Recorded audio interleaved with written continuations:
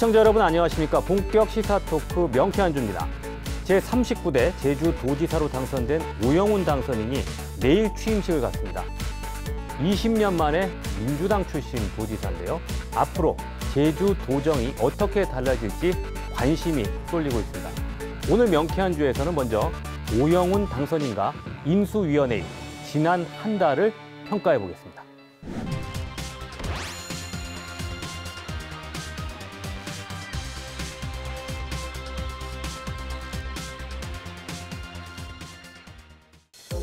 네, 인수위원회를 평가한다.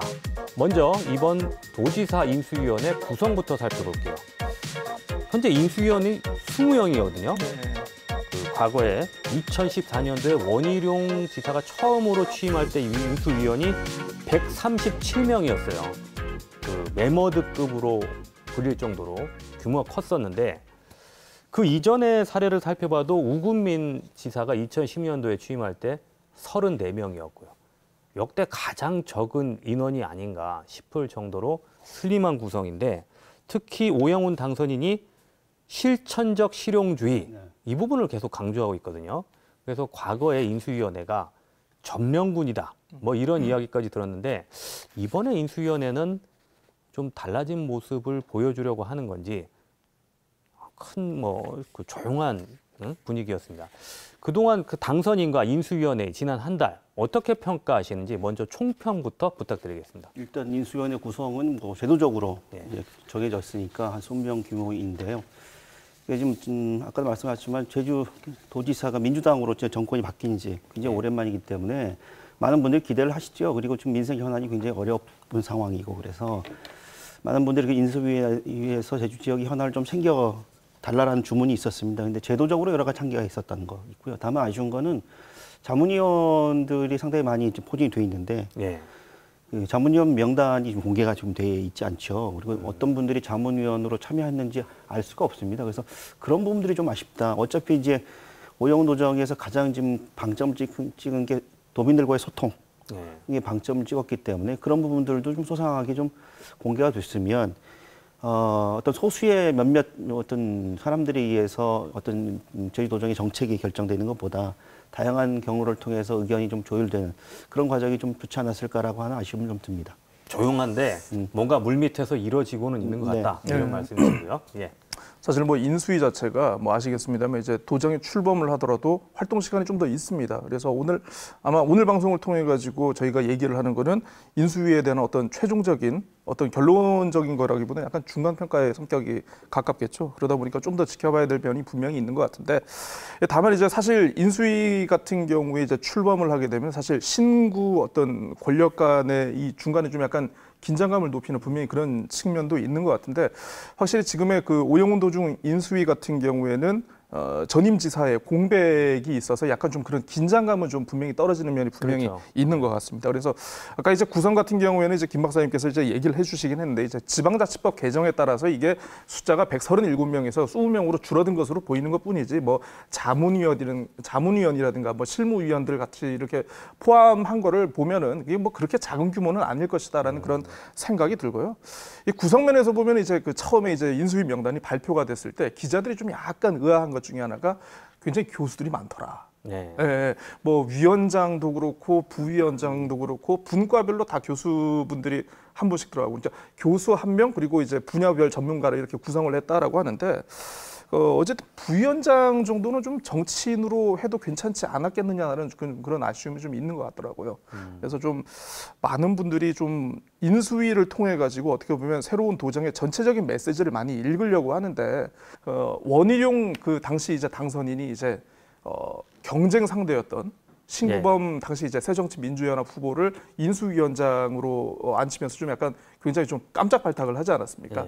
사실 그때는 좀 약간 협치라는 메시지를 좀 이렇게 전하고 싶었던 측면이 분명히 있었던 것 같은데 이번에 좀 약간 송석원 전 제주대학교 총장을 위원장으로 임명한 거에 대해서는 좀 약간 굉장히 갈피를 좀 잡기 힘들다라는 그런 얘기들이 좀 분명히 있는 것 같습니다. 그래서 어떤 그 당선인과의 좀 약간 연결고리를 좀 약간 찾기 어려웠다라는 그런 얘기도 있는데 그 김태형 공보단장에게 직접 문의를 좀 해봤어요. 어떻게 해서 이제 송석원 전 총장이 임명을 하게 됐는가 해서 들어보니까 이게 뭐 당선인 자체가 이제 평소에 청년 문제에 관심이 많았고 그리고 이제 앞으로 또 이 지역 내의 제주대학교 학계의 역할에 대해서 좀 약간 각별한 관심과 좀 신경을 쓸 예정이다라고 이렇게 얘기를 하시더라고요.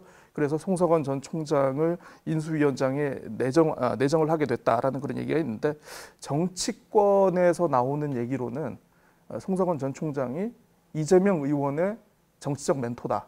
네, 이런 얘기도 또 있어가지고 그거는 이제 뭐 보면 될 것 같고 활동 내용에 대해서 보면 이제 잠시 후에 다시 얘기를 하겠습니다만 이제 정책 아카데미를 제외하고는 이 굉장히 좀 약간 인수위 자체가 좀 약간 비밀주의, 네. 예, 약간 좀 이런 게 있어가지고 사실 어떤 얘기가 돌아가는지 전혀 이게 외부적으로 나오지 않고요. 또 교육감 인수위원회가 굉장히 활발하게 현장을 다니는 것과는 달리 우리 인수위 자체는 뭔가 움직임이 없다. 예, 요렇게 좀 일단 평가를 할 수 있을 것 같습니다. 보안이 철저한 건지 모르겠지만 들어보면 되게 바쁘다 그래요. 네. 뭐 해도 급하게 잡히고 그런데 그런 거 있습니다. 뭐 교수 출신이 많았다라고 하는 거에 대한 평가 중에 하나가 인수위원회의 기자들이나 아니면 저희 도민들이 주목하는 이유는 뭐냐면 정무적 판단을 어떻게 할 것인가라고 해야 되는 그 부분이거든요. 그러니까 인수위원회 자체가 스터디를 하는 자리가 아니잖아요. 한정된 예산과 자원을 어떻게 배분하고 효율적으로 운영할 것인가라고 하는 것에 대한 대단히 정무적인 판단을 할 수밖에 없을 텐데 지금의 인수위원회 구조로는 그런 정무적 판단을 할 수 있을까라고 하는 그런 부분들이 아마 돼 있고 그렇기 때문에 좀 조심스러운 행보를 하고 있는 건 아닌가. 그래서 뭔가 강력한 메시지를 전달하기보다는 좀 내부에서는 내실을 좀 다지는 이런 식의 행보를 해왔던 건 아닌가 이렇게 평가할 수 있죠. 한 가지 특징적인 점을 짚어본다면요. 먼저 인수위원회 활동이 제주도와 산하기관들로부터 업무 보고를 먼저 받았어요. 여기까지는 과거의 인수위원회하고 크게 다른 점이 없었는데 도민공감 정책 아카데미 이런 행사를 여러 차례 열었거든요. 오영훈 당선인의 6대 핵심 공약 6가지에 대해서 기본 구상을 하나씩 발표하고 전문가와 도민들까지 참여해서 토론할 수 있는 자리다. 이렇게 해서 제주형 기초자치단체 15분 제주, 제주형 청년 보장제, 상장기업 20개 육성, 사각지대 없는 촘촘한 복지 정책, 생태계 서비스 지불 제도 이 6가지에 대해서 토론회를 열었어요.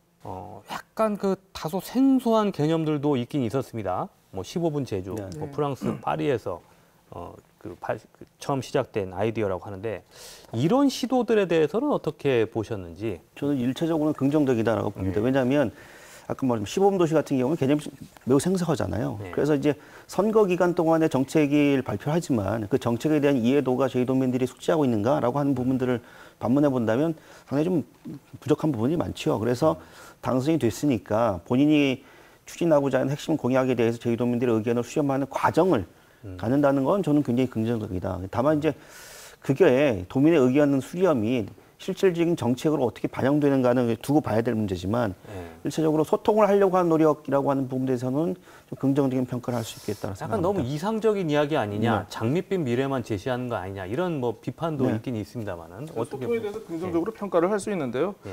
좋게 보면 이게 당선인의 공약을 좀 약간 도민사회 공론에 붙이는 그런 네. 과정이라고 예쁘게 볼 수는 있는데 예. 사실 이제 좀 이런 얘기들이 있습니다. 이제 일부에서는 당선인의 공약 자체가 너무 추상적이고 이게 너무 쉽게 생각하는 측면이 없지 않아 있는 것 아니냐라는 그런 지적들이 있더라고요. 사실 어떻게 보면 당선인의 공약에 대해서 좀 더 내용을 가다듬고 이걸 숙성시키고 보다 디테일하게 좀 약간 뾰족하게 만드는 거는 사실 인수위가 먼저 그 과정을 하고 네. 인수위가 어느 정도의 형태를 완성시킨 다음에 이거를 도민사회에 제시를 하고 공론에 붙이는 게 어떻게 보면 맞는 것 아니냐 이런 얘기를 하시는 분들도 있는데 처음부터 너무 두루뭉술한 상황에서 이제 공론화에 붙여버리면은 결국 이도저도 아닌 그런 상황이 될 수도 있다는 그런 우려도 있더라고요. 그래서 시도는 좋았으나 이 과연 시기와 어떤 절차적 방식 내용을 봤을 때는 이게 옳은 것인가에 대해서는 좀 약간 반대의 의견도 있는 것 같습니다. 그러니까 저는 좀 생각이 좀 다른 게 정책적 효율성이라고 하는 측면을 강조하다 보면 이렇게 평가를 할 수 있을 텐데 저는 이제 과거 이제 원희룡 도지사가 처음 당선됐을 때하고는 전혀 상황이 다르다라고 생각이 들어요. 그러니까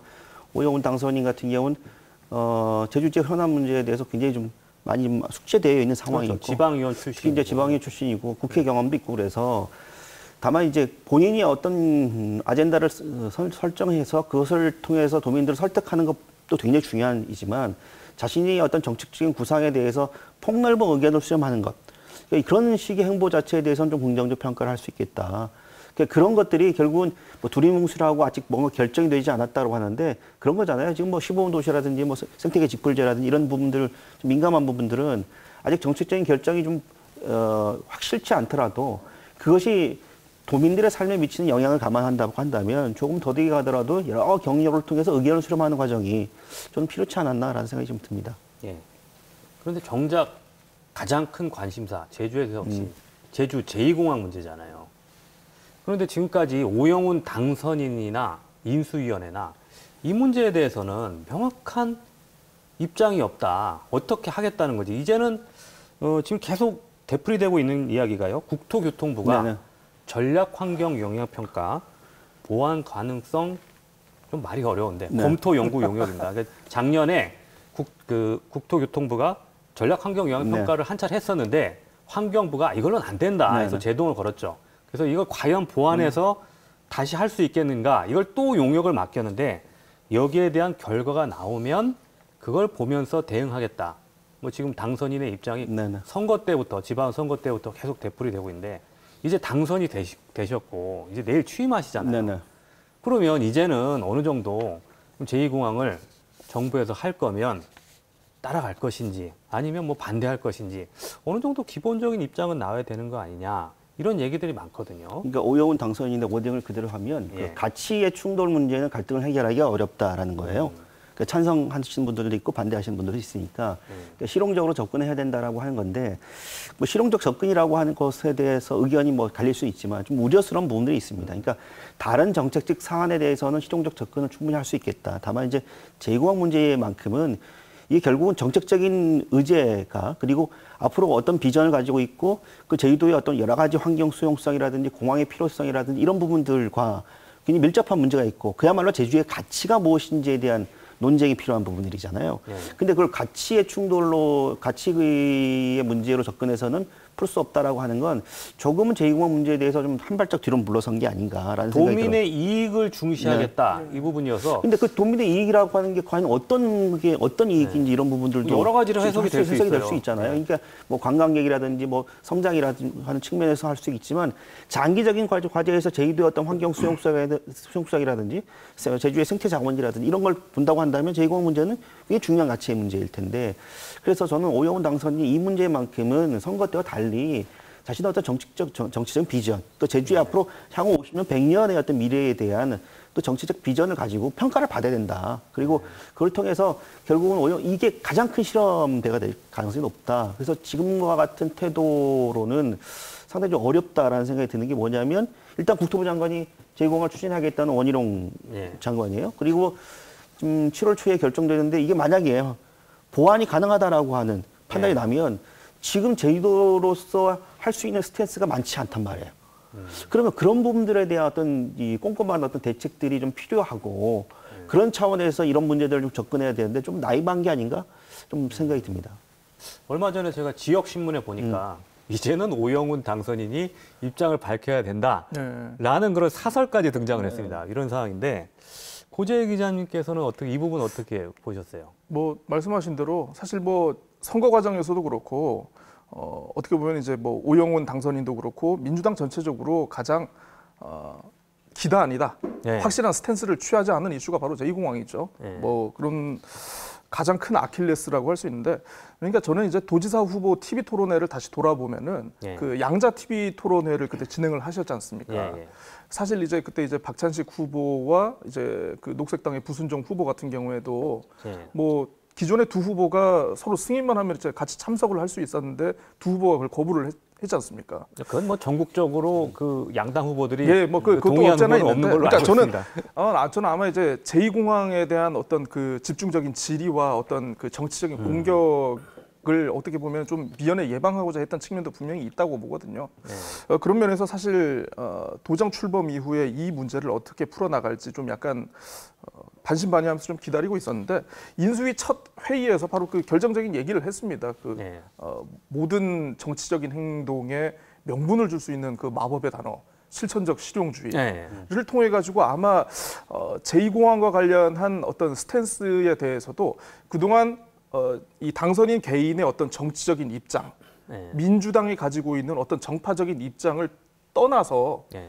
뭔가 제3의 선택을 할 수 있는 그런 가능성도 좀 약간 엿볼 수 있지 않았는가, 좀 이렇게 보시는 시각들도 좀 많습니다. 제3의 선택이요? 예. 그게 뭐냐는 거죠, 그러니까. 이건 뭐 제2공학 문제는 여러 가지 있을 수 있습니다. 근데 지금 오영훈 도정이 출범하고 나서 좀 우려되는 상황이 뭐냐면 이런 겁니다. 지금 많은 분들이 뭐 기대를 걸으시고 분들도 많지만 어떤 측면에서는 야, 운전을 하는 사람만 바뀐 게 아니냐.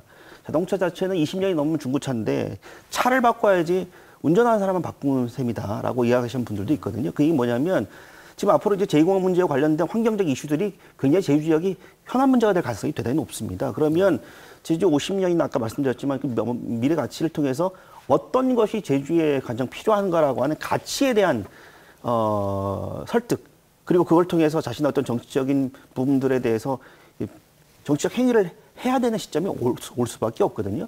그러면 이걸 언제까지 이런 식으로 유예해야 될 것이냐, 아까 말씀하셨지만 실천적 실용주의라고 하는 말로 계속해서 유예할 수 없는 상황에 다다를 수밖에 없다. 그러면 그때는 어떤 선택을 할 것인가? 라는 생각이 좀 들어요. 예. 관련이 있는지 모르겠습니다만 최근에 추경 예산, 오영훈 당선인이 선거 당시부터 7천억 네. 규모의 그 역대 최대 규모의 추경 예산을 편성해서 코로나로 어려운 제주 지역 경제에 지원책을 내놓겠다고 했는데 8,500억 원으로 또 늘려잡았더라고요. 그래서 이것도 오영훈 당선인이 내세우는 실천적 실용주의, 도민 이익과 도민 소득 향상을 최우선으로 하겠다는 입장과 연결이 되는 것이 아닌가 하는 뭐 이야기도 나오고 있는데 이 부분은 어떻게 보십니까? 또 추경안 같은 경우에 당초 이제 그 당선인, 그러니까 후보 시절부터 공약으로 일단 제시를 했던 거죠. 예. 7천억 추경을 바로 편성해서 집행을 하겠다. 근데 이게 8,500억이 된 건데 사실 이제 아직은 세출 내용에 대해서는 이제 제주도와 좀 추가적인 협의가 필요하다는 이유에서 네. 아직 구체적으로는 좀 공개가 되지 않았습니다. 한 3천억 원 정도가 아마 그 어떤 코로나19로 좀 침체된 민생 경제를 좀 약간 자극하는 데 쓰일 것이다라는 그런 예상은 있는데 사실 뭐 7천억과 8,500억이 어떤 차이가 있는지는 모르겠습니다만은 일단 나중에 좀 더 구체적인 내용을 봐야 알겠습니다. 어떻게든 이게 좀 약간 정치적으로는 오영훈은 합니다.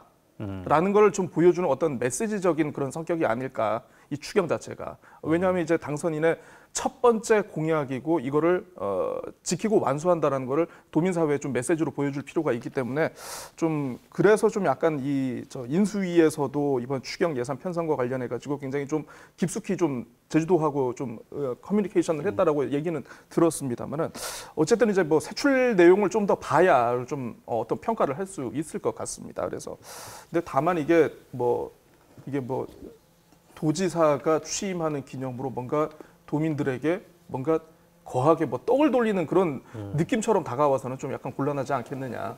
다만 이제 뭐 지방채 발행은 없다고는 합니다만은 하반기 이후에 어떤 재정 소요라든가 이런 걸 좀 감안해 가지고 좀 더 세밀하게 접근을 했으면 좋지 않았을까. 나름 그런. 윤석열 대통령도 그 추경 예산 편성해서 소상공인 지원책 냈으니까 아마 그런 맥락이 아니겠는가 싶은 생각이 듭니다. 저는 추경은 잘하는 일이라고 봐요. 왜냐하면 지금 코로나로 인한 경제 상황이 상당히 어렵기 때문에 지금 이 추경을 통해서 긴급한 지원금이라든지 이런 부분들, 그리고 지금 코로나로 인해서 피해를 보고 있는 소상공인이나 문화예술인들에게 자금 지원을 한다는 것은 굉장히 중요한 일이다. 다만 이제 그 예산을 편성하는 과정에서 일면 인수위원회와 제주도 간에 협의만 있었다는 게 아니라 각처에서 여러 경로를 통해서 어떤 부분에 필요하냐라고 하는 의견을 들은 걸로 알고 있거든요. 그래서 그런 여러 가지 민간에서의 어떤 전문가들 자문을 거쳐서 그렇게 추경 예산이 필요한 부분들을 이렇게 협의해 나가는 과정 자체는 저는 굉장히 긍정적이라고 봐요. 네. 이번엔 인사 이야기 넘어갈게요. 최근에 그 행정시장, 서울본부장, 공보관 이런 개방형 직위에 대해서 공개 모집이 시작됐고요. 좀 시간이 좀 걸릴 것 같습니다. 8월 중에 아마 행정시장이 임명되지 않겠느냐 이런 보도들이 나오고 있는데요. 중간에 인사청문회도 해야 되고 이런 절차들이 있다 보니까. 그리고 최근에 첫 번째 인사가 있었죠. 기획조정실장, 그다음에 도민안전실장, 그다음에 비서실장, 총무과장까지 많은 인원은 아니었습니다만은 첫 번째 인사도 있었습니다. 오영훈 당선인이 지금 정기 인사는 아마 7월 말 네네. 8월 초에 그때 하고 또 조직 개편을 해서 내년 초에 있는 인사부터는 자기 어떤 색깔을 보여주겠다 뭐 이런 계획인 것 같고요. 관심이 가는 부분이 또 있는데 공공기관장들도 지금 한 분이 지금 사퇴를 하셨어요. 황우연 네. 제주에너지공사 사장. 이분이 이제 원희룡 지사 시절에 임명이 된 분인데 새 술은 새 부대에 담아야 한다라는 이야기를 남기고 사퇴를 하셨습니다. 나머지 공공기관장들의 거취도 지금 주목이 되는 부분인데 오영훈 도지사는 당선인은 지금까지는 인사 방향에 대해서는 말을 아끼고 있어요. 앞으로 이 부분 어떻게 될 걸로 보고 계신지 말씀해 주시죠. 조심스럽긴 한데요. 그러니까 그런 거죠. 그러니까 모든 걸 일괄적으로 판단할 수 없다라고 봅니다. 경영 능력이라든지 이런 것들이 출중하신 분이 있다면 굳이 도지사가 바뀌었다고 해서 자녀 임기를 끝내지 못하리란 법은 없다고 생각이 드는데 다만 이제 과연 이 도정의 어떤 방침, 저희 도지사로 당선된 오영훈 도지사 당선인과의 철학과 비전을 같이 공유할 수 있느냐라고 하는 부분들은 좀 의문시되는 분들도 좀 있죠. 근데 좀 현실적으로 어려운 게 이게 자칫 잘못하다가 직권남용으로 된 사례가 있기 때문에 현실적으로는 이제 강제적으로 사직을 공고하거나 이럴 수는 없을 거라고 봐요. 다만 이제 그래서 공공기관장들에 대해서는 조금 임기가 남아 있는 분들인 경우에는 본인이 의사를 밝혀서 자진 사퇴해주면 오영훈 도정이상 공치 고마운 일이지만 그렇지 않은 경우에는 강제적인 방법이 없고 다만 이제 지금 당장 제주시장, 서귀포시장 비롯하고 좀 임기가 만료된 제주문화예술재단이라든지 이런 부분의 공공기관장인데 저는 그런 것 같습니다. 그러니까 이게 우리가 흔히 낙하산 얘기하는데 오영훈 도정과 철학을 같이 하신 분이 오는 게 맞다고 봐요. 다만 이제 그렇다 하더라도 능력이 되느냐? 과연 그 기관장의 그 능력을 우선적으로 좀 평가를 해야 되지 않을까라는 생각합니다. 그래서 과거에 원희룡 국정에서 보여준 것처럼 어떤 능력이나 살아온 이력과 상관없이 도지사와 가깝다는 이유만으로 특정한 기관장이 되거나 특정한 위치에 올라가는 이런 과거의 인사구태가 반복돼서는 안 된다 이렇게 생각이 듭니다. 고 기자님은 어떻게 보십니까? 기자들 같은 경우에 지금 시기에 굉장히 취재를 통해서 단독이나 특종이 나올 수 있는데 바로 인수위거든요. 원래는 인수위에서 왜냐하면 인사와 관련된 이 소문과 정보와 첩보들이 항상 흐르고 있기 때문에 그렇죠. 여기를 낚아채가지고 야 단독 어디에 누구 내정 이니셜로 요게 많이 나오긴 하는데 지금 아마 그런 기사를 아마 보기가 거의 어려울 없습니다. 겁니다. 그러니까 그만큼 인수위 자체가 굉장히 좀 입단속 메시지 단속을 굉장히 강화하고 있기 때문에 그래서 좀 약간 예측하기는 어렵기는 한데 다만 이제 그 얘기는 요 정도 얘기는 나오고 있어요. 어쨌든 당선인 자체가 어쨌든 이번 지사 선거를 통해 가지고 여러 세력들을 규합을 해서 그러니까 사실 선거라는 게 늘 그렇습니다만은 여러 세력을 규합해 가지고 이 도지사 선거를 치르다 보니까 굉장히 예를 들어서 어디를 배려해야 될 대상들이 많다더라. 라는 얘기는 지금 나오고 있는 것 같아요. 그래서 아마 물론 이제 당선인의 첫 인사가 어떤 식으로 나오는지를 지켜봐야 될 것 같습니다만은 사실 이제 그 원희룡 전 지사 같은 경우에도 처음에 왔을 때는 지구 끝을 가서라도 최고의 전문가를 데려와서 자리에 앉히겠다 얘기를 했는데 나중에는 점점 인사가 이상하게 꼬이지 않았습니까? 특정 고등학교 캠프 출신 하다 보니까 그런데 아마 저는 제가 봤을 때는 아마 오영훈 당선인의 확고한 의지가 없으면은 그런 어떤 관행성을 벗어나기는 좀 어렵지 않겠느냐. 별로 기대를 안 하시는군요. 별로 기대는 안 하고 있습니다. 근데 어쨌든 당선인께서 어떤 의지로 이걸 보여주시는지는 한번 좀 지켜봐야 될 것 같고, 그러니까 이전 도전과의 차별성을 나름대로 좀 메시지를 주기 위해서는 인사와 관련해 가지고 좀 약간 신경을 쓰셔야 되지 않을까. 그러니까 지금 아직 있습니다. 인사가 발표가 안 돼서 우리가 평가할 이야기가 없긴 한데, 그렇죠. 이게 지금 가장 문제가 되는 게 과거에 도지사들이 바뀔 때마다 문제가 됐던 게 측근 인사, 전문성이 없는 사람을 임명한다든지 또는 이제 공무원들을 줄 세운다, 편가르기 한다. 그래서 특정 공무원들은 사실 그 정치적으로 중립성이 보장이 돼야 되거든요. 그런데 실제로는 그렇지 않다 보니까 제주도청 공무원들 중에서 누구를 지지하는 사람, 누구를 지지하지 않는 사람 갈라서 인사를 한다. 이런 논란들이 많았는데 특히나 이번에 그동안은 그 원희룡 지사가 국민의힘 출신이었고 그 전에 도지사들도 좀 보수적인 성향의 도지사였다. 이번에는 민주당 출신이 되다 보니까 이번에는 또 그럼 공직사회가 어떻게 바뀔 것인가. 좀 공무원들이 술렁술렁하거든요. 근데 이번에 첫 인사를 남겨 보니까 굉장히 이제 조직의 안정성을 기하는 것 같다라는 느낌은 들었어요. 그래서 글쎄 어떤 부분에 대해서 일정한 그러니까 오영훈 도정이 핵심적으로 추진하고 있는 여러 가지 정책적인 부분에 대해서는 정말 깜짝 인사, 그러니까 의외의 인사일 가능성이 있지만 그 이외의 분야에서는 조직의 안정성을 꾀하는 그런 인사라고 하는 약간의 어떤 절충적인 인사 방향이 나오지 않을까라고 조심스럽게 예측할 수 있을 것 같고요.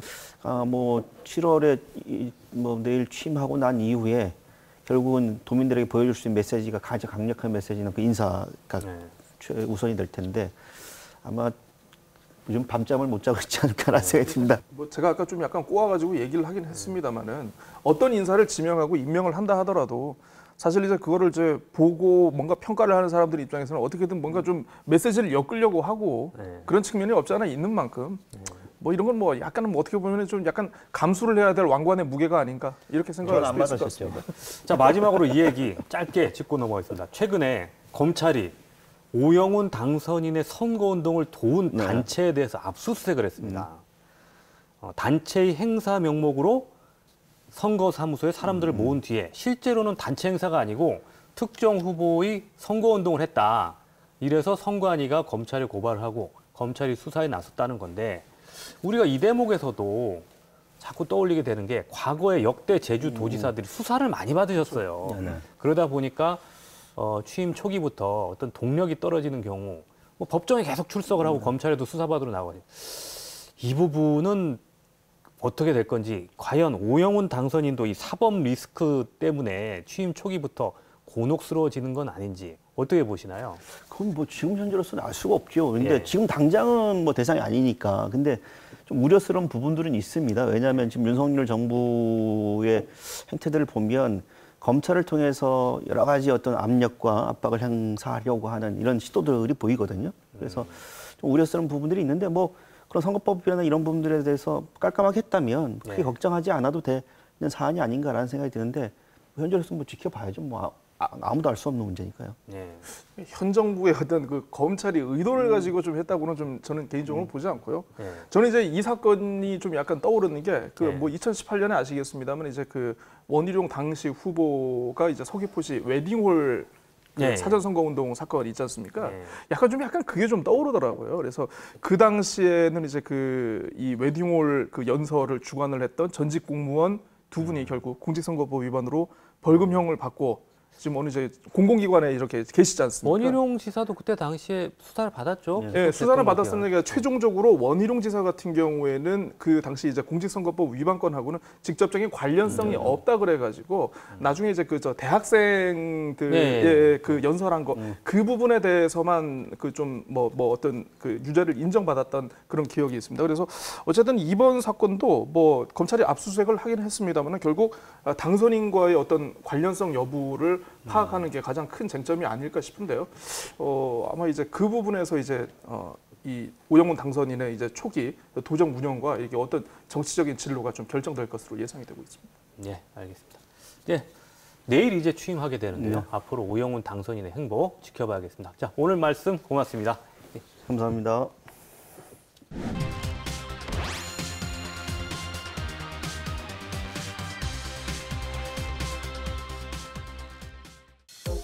제주도 인권위원회는 도민들의 인권 보장을 위해 정책을 심의하고 자문하는 기구인데요. 지난 2016년에 출범했습니다.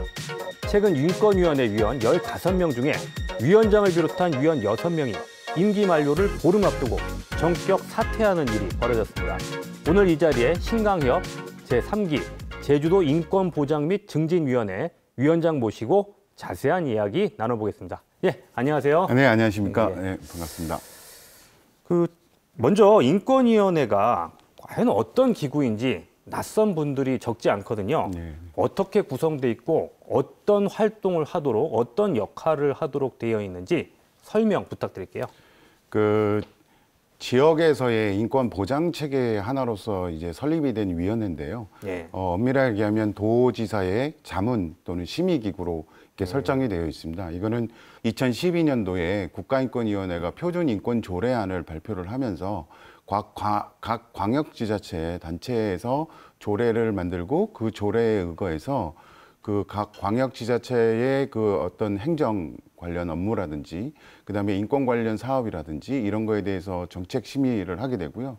또 인권 사안에 대해서는 인권 침해 구제 부분이 사실 굉장히 큰 부분을 차지합니다. 예. 그래서 그런 그 도민들이나 사람들의 인권 침해 관련해서 의견을 표명할 수 있는 이런 협치 기구로 지금 설정이 돼 있고 제주도도 아까 말씀드렸듯이 2016년에 조례를 만들어서 저희가 그 도 행정과 같이 제주도민의 인권 보장 및 증진을 위해서 노력을 하고 있습니다. 예.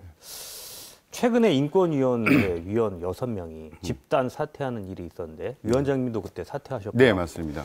직접적인 계기가 된 일이 모 재단의 직원, 그러니까 제주도가 출연 기관이라고 봐야 되나요? 네, 어떤, 맞습니다. 예, 네. 제주도와 관련이 있는 그렇습니다. 재단의 직원이 네. 부당 해고를 당하고 네. 복직한 뒤에 직장 내 괴롭힘을 당했다. 네. 이런 인권 침해 신고를 제주도에 했다는 거죠. 네, 네, 그렇습니다.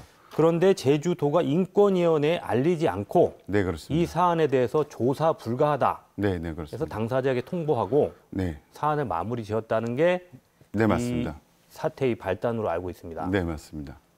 자세한 상황 좀 설명해 주시죠. 일단 피해자는 그렇게 주장을 하고 있는 거고요. 그 피해자의 주장에 대해서 그러면 인권위원회가 그 상황이 맞는지 아닌지 좀 확인도 해야 되고, 예. 뭐 그런 절차들을 거쳐서 인권위원회는 이게 인권위원회는 그 어떤 사법기구의 형태가 아닙니다. 그러니까 예. 그 상황에 대해서 징계를 내린다든지 어떤 법적 조치를 하는 데가 아니거든요. 예. 그런 상황들이 됐는데 이게 인권의 관점에서 어떤 문제가 있다고 하면 그걸 도지사한테 권고해서 한번 잘 알아보시고 이걸 좀 개선해 줬으면 좋겠다라고 하는 이제 권고안을 내게 되는데 그러려면은 맨 처음에 인권위원회가 그 상황을 인지하고 그 상황을 알아봐야 되지 않습니까? 예. 근데 요 단계에서 문제가 생긴 거죠. 그러니까 도 행정 공무원들이 이거를 인권위원회에 전혀 알리지 않았다라는 게 지금 문제가 되고 있습니다. 그리고 문제는 이 진정인이 이 진정 사건을 인권위원장 이름으로 좀 내달라 이렇게 했어요. 그러면 인권위원회에 알려달라고 했는데 일차적으로 아무것도 알리지 않았고요. 진정인이 예. 인권위원회에서 이 사안을 다뤄줬으면 좋겠다고 의사까지 표명하셨다는 거예요? 네네. 그런데 이제 도 행정 공무원이 자기네들이 봤을 때 이건 조사 권한이 없기 때문에 그냥 자체적으로 종결해버린 거죠. 저희한테 뭐 일절 뭐 고지라든지 뭐 이런 게 전혀 없었다는 거죠. 또 심각한 거는 저희가 진정인 쪽에 이제 차후에 알게 된 상황인데 지금 해명 자료에 보면은 진정인이 취하 의견을 밝혀서 자기네가 반려 통보를 했다 뭐 이렇게 하는데 예. 진정인은 그렇게 요청한 적이 없다고 합니다. 오히려 그 조사 불가 통보가 왔을 때 이거에 대해서 우리는 반박 의견을 내겠다. 이런 의견을 했는데 공무원이 뭐 아니 괜찮다고 뭐 이렇게 얘기해 놓고서 넘어가 놓고서는 이제 진정인이 반려 요청을 해서 자기네들이 그렇게 통보했다라고 하는 거는 제가 볼 땐 거짓입니다. 요약해 보면 제주도가 고용 관계에 어느 정도 관여하는 재단이기 때문에 네. 진정인이 제주도의 이 문제를 풀어달라고 진정을 했고 특히 인권위원회를 꼭 집어서 이곳에서 논의를 해줬으면 좋겠다는 이야기까지 했다는 거잖아요. 네, 맞습니다. 그런데 제주도청 공무원들은 인권위원회에 알리지 않았다. 네, 이 그렇습니다. 말씀이신데 네. 그런데 제주도가 바로 이제 해명 자료를 냈는데 거기에 보면 인권위원회는 도지사의 자문기구다. 자문만 하는 곳이기 때문에 구체적인 사안에 대해서 제주도청 담당 부서도 그렇고 조사를 할 수 없고 네. 인권위원회에서도 이 구체적인 사안에 대해서 어떤 조사할 수 있는 권한은 없다. 그래서 이렇게 처리했다고 해명을 했거든요. 네. 이건 맞는 얘기인가요? 일단 조금 설명이 좀 필요한데요. 예. 제가 3기지 않습니까? 예. 그러니까 1기, 2기에서는 이런 진정 사건이 들어오면 예. 공무원이 인권위원회하고 상의를 합니다. 예, 상의를 해서 이런 진정 사건이 들어왔는데 어떻게 하면 좋겠습니까? 그러면 1기, 2기에서는 그 사안을 다룰 소위원회를 구성을 합니다. 거기에는 공무원도 참여를 합니다. 예. 그래서 요 사안이 어떤 사안인지 외부 전문가도 같이 넣고 해가지고 예. 이걸 인권 관점으로 서로 상의를 해서 이게 인권 침해 사안인지 아닌지를 판단하게 합니다. 과거에는 잘 됐다는 이야기예요. 그렇죠. 일기 이기에서는 했고 실제로 2021년 작년이죠. 작년에 제주도청에서 제주인권보고서라는 걸 발간을 합니다. 예. 그 중간에 보면 그 일기 이기에서 그 발행했던 의견 표명했던 거 공고문 다 나와 있습니다. 그래서 일기 이기에서는 그렇게 임시 구제 절차로 진행했는데 왜 3기에서는 안 하는지. 그리고 이게 조례상으로 약간 조금 설계 자체, 조례 자체의 구조가 약간 구멍이 좀 있습니다. 약간 허술한 부분이 있는데 분명히 도지사의 책무에도 도민이 인권 침해 상황이 발생했을 때는 뭐 긴급하게 필요한 조치를 취해야 된다. 그리고 인권위원회는 그 인권 침해 구제 절차에 대해서 심의할 수 있다. 그리고 또 인권위원장이 필요하다라고 하면 이런 모든 사안들에 대해서는 심의할 수 있다. 이렇게 되어 있거든요. 근데 그런 사안들에 대해서는 뭐 그냥 공무원이 자체적으로 판단해서 우리는 조사기구 없어요. 뭐 이렇게 하고 그냥 넘어가 버린 거죠. 그래서 저희가 저리로서는 대단히 유감스럽고 좀 이해할 수 없는 상황이고 이 상황에서 지금 제주도가 가지고 있는 지역 인권 보장 체계가 있지 않습니까? 거기에는 도가 인권 행정을 수행하는 것도 있고 그걸 감시 견제하거나 심의 자문하는 기구로서 인권위원회가 있는데 이 지역 인권 보장 체계 자체가 이제 무력화돼 버린 그런 상황이 돼 버린 거죠. 네. 그럼 과거에는 네. 인권위원회가 출범했을 초기에는 네. 뭔가 잘 됐었는데 그렇습니다. 네. 중간에부터 이 부분이 좀 무력화됐다 네. 이런 말씀이신 것 같고요. 특히 이제 이번 한 번만이 아니고 네. 그동안 제주도가 인권위원회에 정보도 제대로 제공하지 않았고 위원회를 열어도 심의 안건은 거의 없었다. 네. 뭐 보고만 하고 끝났다는 게 네, 인권위원들의 주장이거든요. 네. 그럼 제주도가 언제부터 태도가 바뀌었는지 또 왜 그렇게 바뀌었다고 보시는지 말씀해 주시죠.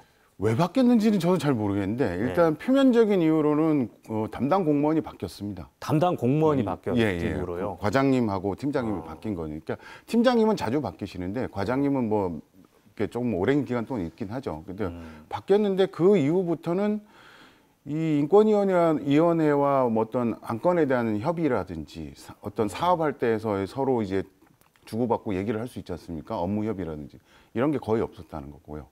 그다음에 올해 1월 달에 그 인권위원회 회의를 했어요. 거기에서 심의 사항이 이제 두 가지가 있는데 그 중에 하나가 그 인권 기본 계획 관련된 사업들에 대한 심의입니다. 근데 사업이 60개입니다. 네. 그러면 그거를 한번 통과한 걸로 심의 다 끝났다고 얘기를 해서 6월 8일 날 저희가 마지막으로 인권위원회 회의를 하는데 1월 달에 이미 60개에 대해서 심의가 다 끝났기 때문에 더 받을 수 없다 이렇게 돼 있는데 그러면 그렇게 말하면 기본 계획만 심의받으면 그 이후부터는 전혀 심의받지 않겠다는 이야기가 되거든요. 근데 문제는 조례상에 도지사와 인권위원장이 필요하다 할 시에는 심의받을 수 있다라고 할 수 있습니다. 그럼 지금 임기가 2년인가요? 예, 지금 임기가 2년이고 지금 4기에서부터는 이제 3년으로 조례 개정으로 3년이요. 네, 그럼 2년 동안 위원회 몇 번 정도 열렸나요? 저희가 이제 그 원래는 1기 인권위원회 할 때는 전국에서도 가장 많이 그 위원회가 열리는 회의가 열리는 지역이 제주 지역이었거든요. 그때는 어느 정도 열렸어요? 그때는 제가 기억하기로 본회의도 10몇 차례 열렸고 소위원회도 한 10몇 차례 열린 걸로 알고 있습니다. 한두 달에 한 번씩은 열렸다는 그렇죠. 건가요? 예. 예, 그러니까 사안이 있거나 뭐 사업 심의를 하거나 뭐 설사 보고를 받는 한이 있더라도 지속적으로 인권위원회가 행정이랑 같이 얘기를 하면서 인권위원회 의견도 드리고 뭐 이런 걸 계속 해왔던 거죠. 근데 저희 3기에 들어와서는 얼마 전에 언론에도 보도됐는데 그냥 말뿐인 위원회처럼 이제 저희를 운영한 거죠. 과거에 초기에 그럼 인권위원회가 나서서 해결했던 사안, 뭐 기억나시는 게 있으면 하나 소개해 주시죠. 크게 한 좀 세 가지 얘기를 드릴 수 있는데 하나는 그 제1회 퀴어 축제 장소 불허 사건이 있을 때, 퀴어 축제. 예, 그때 이 장소 불허에 대한 문제가 좀 인권적인 침해 부분이 좀 있다. 뭐 예. 세부적인 내용들은 그 제주 인권 보고서를 한번 참조해 예. 보시면 좋을 것 같고, 그래서 저희가 의견 표명을 한 적이 있고요. 예.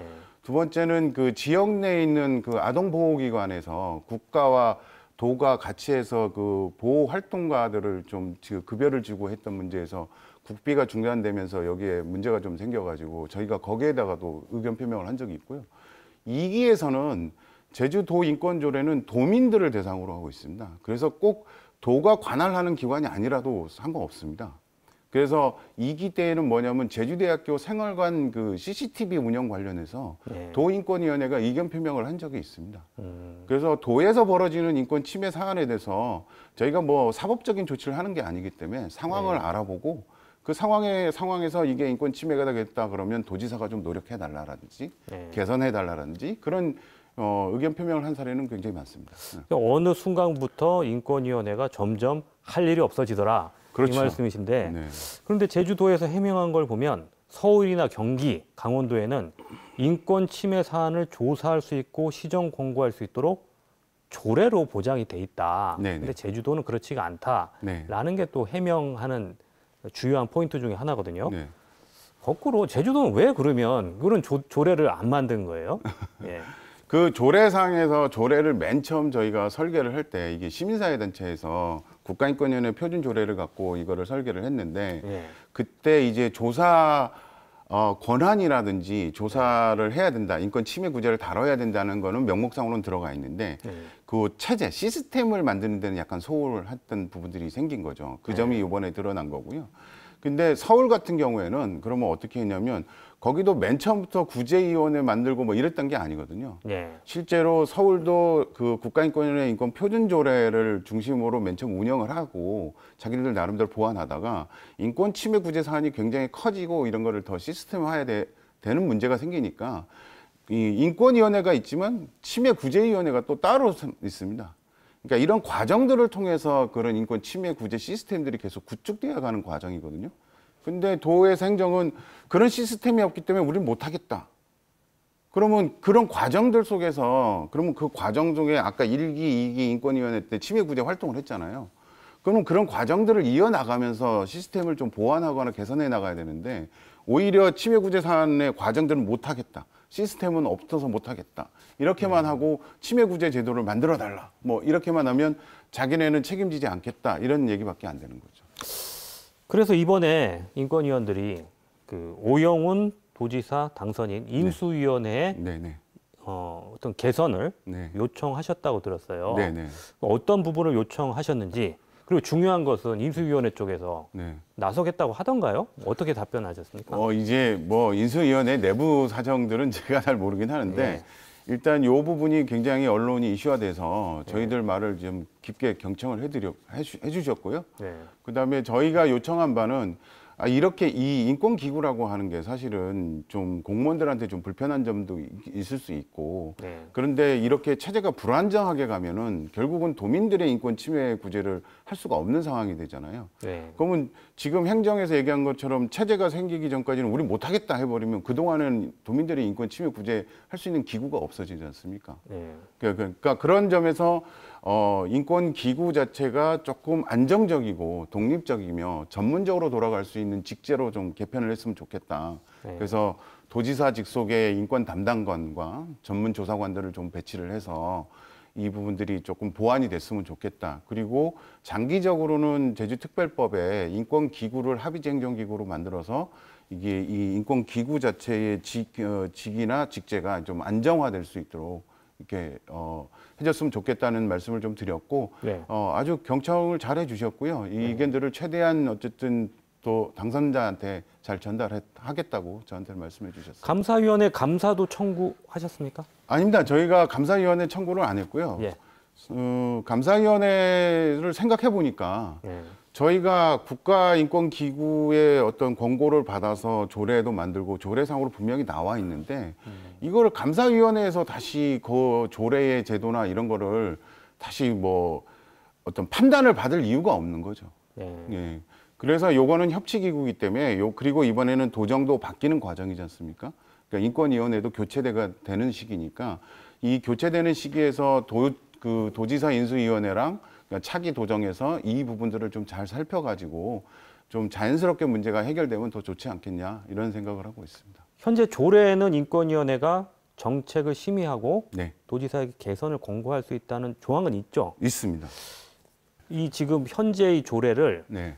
개선을 한다면 어느 부분을 어떻게 고쳐야 저희가 주로 예제로 삼을 수 있는 건 서울시하고 광주 사례일 것 같습니다. 그러니까 서울시처럼 조례의 인권 침해 구제 과정들을 조금 더 명확하게 넣고 그거를 이제 부과해 줄 수 있는 아까 인권 침해 구제 위원회 인권 침해인지 판단하고 결정 내릴 수 있는 인권 침해 구제 위원회라든지 조사관을 배치한다라고 하는 조항을 넣는다든지 구제 기능과 조사관 배치 이런 것들을 뭐 조례에다가 시스템을 이제 명확하게 넣는 거죠. 그런 방식이 있을 수도 있고 광주 사례 같은 경우에는 5.18 그 평화와 인권 같은 해서 그 국이 있거든요. 그럼 국체제에서 조사관이 있습니다. 그러면 이 국체제에서 조사를 해서 이런 결과를 내면은 인권위원회에서 올려서 인권위원회에서 그것들을 판단하고 공고하는 형태로. 그런 것들을 이제 조례에 조금 명문화하는 작업이 좀 필요할 것 같습니다. 마지막으로 제주에 인권위원회가 왜 있어야 되는지 필요성 말씀해 주시죠. 그 제주도 인권위원회는 그 지금 현재 사회에서 가장 중요한 핵심적인 이슈로 다뤄지는 게 사람들의 권리입니다. 근데 이 사람들의 권리가 어떤 자기만의 어떤 권리가 아니라 모든 사람들이 다 사람이 사람답게 사는 그 세상을 꿈꾸지 않습니까? 그러니까 그런 거에 대해서 인권위원회는 그 현재의 도행정이라든지 도의회라든지 이런 사람들의 생활을 규제하거나 사람들의 생활을 어떻게 규칙적으로 정하는 부분들에 있어서 사람들이 약자인 사람들, 목소리가 작은 사람들이 좀 배제되거나 차별당하지 않고 모든 사람들이 다 잘 살수록 해주는 어떤 그런 자문하는 소리치는 소리통 같은 역할이거든요.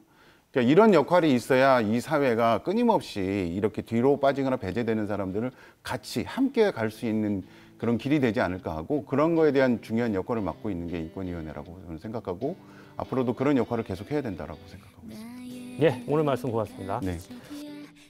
네. 내일은 새로운 도전과 새로운 교육행정, 수장들이 취임식을 갖고 출범하게 됩니다. 그동안 풀리지 않았던 제주 현안들, 새로운 도지사와 교육감, 해결점을 찾기를 바라겠습니다. 늦은 시간까지 시청해 주셔서 고맙습니다. 다음 주에 뵙겠습니다.